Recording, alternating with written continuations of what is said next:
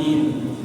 Salawat dan salam semoga terlimpah curahkan kepada teladan kita Nabi Agung Muhammad SAW. Semoga salawat dan salam ini membuat kita layak mendapatkan syafaat beliau karena kita diakui sebagai bagian dari kafilah panjang umatnya, layak untuk ditunggu dan dirindukan beliau di tepi telaga Kautsar dengan seteguk dari jamuan telaga Kautsar. Kata Rasulullah dalam hadis Imam Muslim, kita tidak akan pernah lagi kehausan. Dan semoga kita beserta orang-orang yang kita cintai di rumah kita masing-masing nantinya layak untuk dikumpulkan kembali bersama di surga Allah Subhanahu wa taala sehingga kita menjadi tetangga Rasulullah SAW di surga Allah Subhanahu wa taala. Amin ya rabbal alamin. Bapak Ibu yang dimuliakan oleh Allah Subhanahu wa taala, tema yang diamanahkan oleh Forum Komunikasi Mubaligh Kota Tanjung Pinang kepada kami yang hadir di mimbar-mimbar tarawih malam hari ini adalah terkait dengan sholat dan puasa itu ibadah yang saling menguatkan. Terlepas dari apa yang diinginkan dari saling menguatkan, tetapi ungkapan Rasulullah SAW ketika beliau mengungkapkan dengan kalimat as-shaumu junnatun, puasa itu adalah perisai. Dan dalam riwayat yang lain ketika berbicara terkait dengan persoalan anak-anak muda yang tidak mampu untuk segera menikah, maka mereka dianjurkan untuk menahan syahwat mereka itu dengan berpuasa. Dan alasannya kata Rasulullah SAW, fa innahu lahu wija, puasa itu bagi anak-anak muda.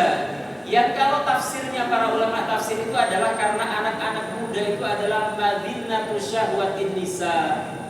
Anak-anak muda itu besar syahwatnya, kalau mereka belum mampu untuk menikah, maka mereka dianjurkan untuk berpuasa agar mereka punya tameng, agar mereka punya benteng, bukan banteng, agar mereka punya benteng. Bro, gini ada Ustaz Rizal soalnya. Jadi kata Rasulullah SAW, puasa itu adalah benteng. Sebagaimana tadi junnatul itu juga artinya benteng. Benteng kita dari neraka, benteng kita dari kemungkaran dan kemaksiatan. Maka ketika bulan Ramadan itu dikaitkan antara puasa dan sholat yang saling menguatkan, maka lihatlah ketika Allah Subhanahu wa taala umpamanya di surat yang ke-29 surat Al-Ankabut di ayat yang ke-45 juga mengungkapkan yang kira-kira sama dengan yang disampaikan oleh Rasulullah SAW. Karena kata Allah Subhanahu wa taala, harusnya sholat kita itu mampu menjadi pencegah kita dari perbuatan keji dan mungkar. Sholat kita itu seharusnya menjadi benteng bagi kita dari segala kemaksiatan kepada Allah Subhanahu wa taala. Maka Bapak Ibu yang dimuliakan oleh Allah Subhanahu wa taala, pada titik dua-duanya menjadi benteng bagi kita, itu menghubungkan antara Ramadan yang kaitannya dengan ibadah puasa dengan ibadah sholat kita yang lebih terjaga ketika berada di bulan Ramadan. Maka selanjutnya Bapak Ibu yang dimuliakan oleh Allah Subhanahu wa taala, karena kalau kemudian kita berkontemplasi terkait dengan Ramadan kita, pasti Ramadan tahun 1447 Hijriah kali ini bukan Ramadan pertama dalam hidup kita. Bisa jadi ini adalah Ramadan yang ke-60 bagi kita, karena setelah balik sudah ada 60 tahun lagi Ramadan itu ada dalam hidup kita, karena banyak atau di sini kan itu. Atau mungkin di antara kita ada yang baru 30 ditambah 15 tahun balik kita, maka usia kita baru 45 tahun atau bahkan mungkin lebih sedikit dari itu. Tapi pertanyaan kontemplatifnya adalah, apakah kemudian kita sudah naik level dengan setiap Ramadan itu Allah hadirkan dalam hidup kita? Apakah Ramadan yang setiap tahun itu Allah hadirkan dalam hidup kita sejak kita balik dulu itu sudah makin membuat kita itu merasa kita itu terus-menerus diawasi oleh Allah? Karena sejak sejatinya kalau kemudian kita jadikan ayat tentang puasa di ayat 183 surat yang kedua surat Al-Baqarah, maka seharusnya naik level setiap Ramadan itu menjadi sebuah keharusan kalau ibadah kita itu pengen diterima oleh Allah Subhanahu wa taala. Logikanya di mana? Lihatlah Bapak Ibu yang dimuliakan oleh Allah Subhanahu wa taala, ketika setiap kita berada di rahim ibu kita masing-masing, maka setiap kita mendeklar diri kita berikrar, kita mempersaksikan bahwasanya Allah itu adalah Rabb kita, maka kita seorang muslim secara fitrah. Maka ketika tumbuh kembang kita itu optimal, iman kita itu terawat dengan sedemikian rupa fitrah kita itu, maka setelah itu kita dipanggil oleh Allah Subhanahu wa taala dengan nidaun habib, dengan panggilan yang penuh dengan cinta, ya ayyuhalladzina amanu. Maka kita naik level dari seorang muslim menjadi seorang mukmin. Maka raba diri kita masing-masing, coba kita lihat diri kita masing-masing, apakah kemudian yang menggerakkan kita untuk hadir di masjid ini untuk sholat berjamaah, atau yang menggerakkan kita untuk melaksanakan ibadah puasa itu adalah iman kita kepada Allah Subhanahu wa taala. Karena ternyata di luar sana banyak, atau bahkan semuanya, karena semua manusia itu muslim hakikatnya, atau di awalnya fitrahnya adalah muslim, tapi banyak di antara mereka yang tidak terpanggil sentimen iman mereka, sehingga dengan azan di mana-mana, bahkan setiap dimanapun mereka berada, nggak mungkin mereka nggak mendengar azan saat ini dengan loudspeaker yang di mana-mana. Tapi apakah kemudian sentimen iman itu menyentil mereka sehingga menggerakkan mereka menuju ke rumah Allah seperti nurul iman ini? Kan jadi tanda tanya besar. Sebagaimana berapa banyak di luar sana, dan mayoritas bahkan semuanya kalau kita lihat kaidahnya tadi muslim, tapi ketika sentimen iman itu tidak menyentil mereka, maka berapa banyak di luar sana orang yang tidak berpuasa. Maka pada titik ini semuanya disatukan. Sentimen iman itulah yang membuat kita bergerak ke masjid ini. Sentimen iman itulah yang membuat kita berpuasa. Tapi seharusnya kita naik level lagi, Bapak Ibu yang dimuliakan oleh Allah. Kenapa harus naik level lagi? Karena perintah sholat, karena perintah kita untuk menjadi berpuasa, itu Allah kaitkan dengan persoalan ihsan. Ketika Allah memerintahkan kutiba alaikumusiyam kama kutiba alal ladzina min qablikum, itu perintahnya adalah agar kita itu menjadi orang-orang yang ihsan.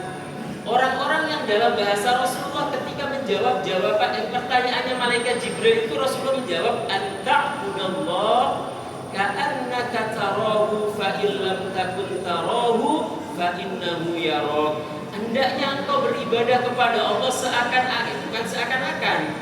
Hendaklah engkau beribadah kepada Allah Subhanahu wa taala seakan-akan kalian itu melihat langsung Allah, dan ketika kalian tidak langsung melihat Allah Subhanahu wa taala, yakinlah Allah itu melihat kalian. Pengawasan dan pandangan Allah Subhanahu wa taala itu lekat dengan kita dan sedikit pun tidak berpaling dari kita.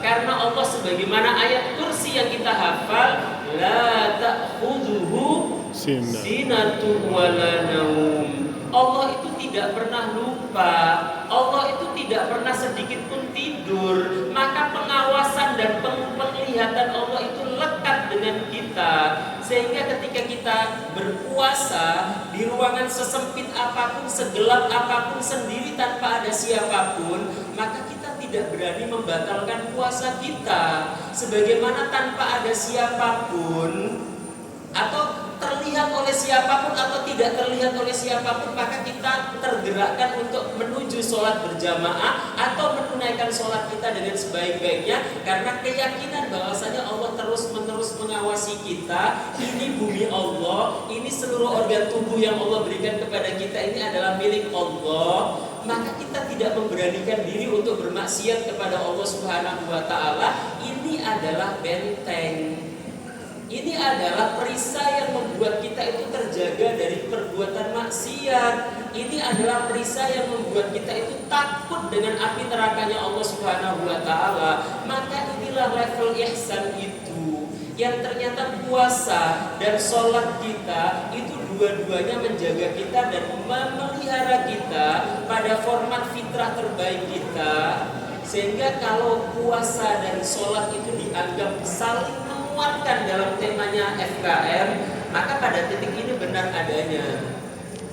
Maka sidang sholat tarawih yang dimuliakan oleh Allah Subhanahu wa taala, ketika kita menunaikan ibadah sholat kita, pada saat yang sama kita menunaikan ibadah puasa kita dengan sebaik-baiknya, maka level kita seharusnya terus-menerus naik dan tidak hanya di bulan Ramadan saja kita sholat berjamaah, tidak hanya di bulan Ramadan saja kita melaksanakan ibadah puasa.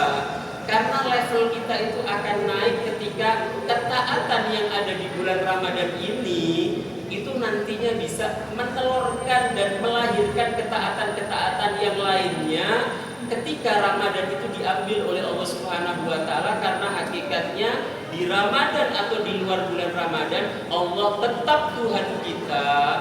Berada di Ramadan atau berada di luar Ramadan, maka kita tetap hamba-hamba Allah Subhanahu wa taala yang tugas utama kita itu hanya menghambakan diri kita kepada Allah Subhanahu wa taala. Maka pada titik ini sekali lagi, takwa yang salah satu maknanya itu adalah al-khaufu bil jalil, takut hanya dengan Allah Subhanahu wa taala karena pengawasannya melekat, dan kesadaran bahwasanya kita semua yang pernah hidup ini pasti akan mati, dan ketika kita menginjak garis kematian, start dari perjalanan abadi akhirat itu, maka kita tidak akan pernah menjadi finisher. Kita tidak akan pernah sampai di garis finish karena tidak pernah ada garis finishnya. Maka ibadah puasa kita, ibadah sholat kita itu adalah bekal yang kita lakukan dengan sengaja, karena kita sadar gak mungkin Allah menyamakan antara kita yang mengekang hawa nafsu kita, yang bermujahadah untuk beribadah, sholat, puasa dan seterusnya, dengan orang-orang yang mengumbar hawa nafsunya dan orang-orang yang malas untuk beribadah kepada Allah Subhanahu wa taala. Maka semoga Allah Subhanahu wa taala ketika menghadirkan kembali Ramadan tahun ini, menjadikan Ramadan ini sebagai best version kita, versi terbaik Ramadan kita, sehingga kita benar-benar layak untuk menjadi orang-orang yang beruntung, yang nanti kalau hari ini kita dikumpulkan di rumahnya yang namanya Nurul Iman ini, insya Allah kita semua nanti akan dikumpulkan lagi di surga Allah Subhanahu wa taala. Kalau mungkin tadi jamuannya itu takjil umpamanya di depan sana umpamanya, maka nanti di surga Allah Subhanahu wa taala kita akan mengatakan qalu gimana? Gimana Ustaz? Wa basyiril ladzina amanu wa 'amilus solihati anna lahum jannatun tajri kullama ruziqu minha min thamaratir rizqa qalu hadzal ladzi ruziqna min qablu wa utubihi mutasyabiha. Wahai Allah, dulu kami di Nurul Iman tuh dikasih yang kayak gini, sekarang kau kasih yang sama tapi beda dan rasanya jauh-jauh nggak pernah mungkin bisa kita bayangkan.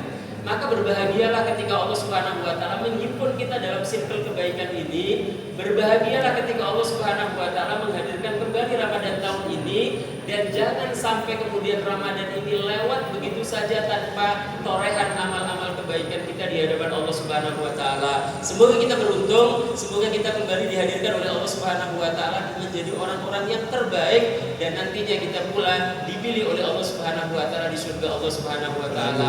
Aku qouli hadza subhanakallahumma bihamdika asyhadu an la ilaha illa anta astaghfiruka wa atubu ilaik. Wa afu minkum, wassalamu alaikum warahmatullahi wabarakatuh.